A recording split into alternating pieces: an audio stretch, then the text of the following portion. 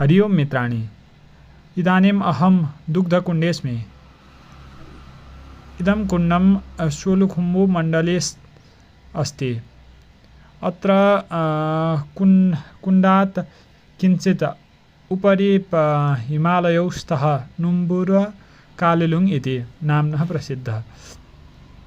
अत्र किञ्चित् शैत्यं वर्तते। अत्र शिवालयः तथा अन्यत् मन्दिरमपि निर्माणरतः अस्ति। भवन्तोऽपि अत्र आगत्य सुखम् अनुभूय।